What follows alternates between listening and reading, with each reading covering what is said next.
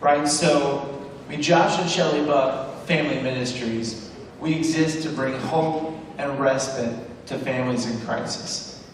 So that's what it's about. We're not... What the heck does that mean? And I don't like it that she holds the mic now, because she can just take it away whenever she wants.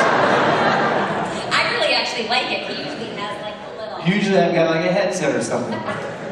So we exist to bring hope and respite to families in crisis. We're not a marriage ministry that's going to be like, well, you know what, in 2016, we're going to take your marriage to the top in 3 easy steps. So... Don't come to us for that. We're way too honest. So she took the mic again away. So what we seriously want to do is we focus on families in crisis.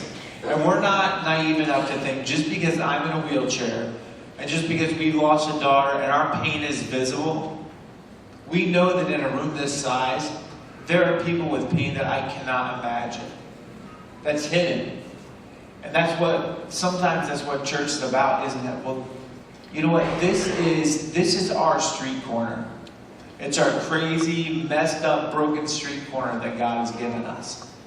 And so just as we have a street corner because of our pain, many of you are going to have the same thing. And I walked into our daughter's room. Her name was Ava Nicole. And found her in her crib. And she was dead. Completely unexpectedly. No warning. No understanding at all of what God's purpose could possibly be. So how can God be good and how can He be almighty?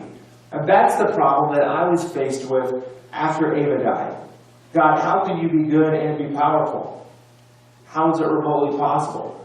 You don't want me to be happy? Jim busts into the room with all the fury of a congregation behind him, looking like he's going to kick me in the chest and knock me out of my chair.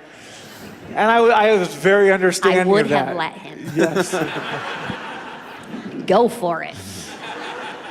At that point, I honestly, this is not, I wasn't planning on saying this, but as you're talking... It's always a good sign. No, you go ahead, you tell them. So we decided we were going to go on vacation because Shelly was pregnant then with our fourth. So we were in Cancun. I ended up running down the beach and diving into a wave as a guy who was training for a triathlon. And then they pulled me out of that wave, a quadriplegic. That fast. I'm going to serve Christ. And I'm going to bring light into, because I probably would have ended up living in a nursing home. But I'm going to bring, light, and I'm going to bring Christ's love to the hallways of that nursing home in the best way I possibly can. And so I think what happened is in that moment, Shelly saw that I wasn't scrambling after her, but I was scrambling after Christ. So if God is loving, He cares more about you becoming like His Son Jesus than He cares about whether or not you suffer. I just remember this lightness and this forgiveness and this cleanliness coming over me that I'd only really heard about before, even though I'd been a Christian my whole life. Just to live in that sort of freedom was incredible. In the Old Testament being called Goel, it's on my ring, and it means my rescuer. Because we were rescued time and time again. We were rescued after our daughter's death when He came and met us in the pit, and after Josh's accident, and then how we were so emotionally, we still fight. I still want to tear him apart sometimes, but I love him, and God has been growing in us a marriage that was intended from the beginning.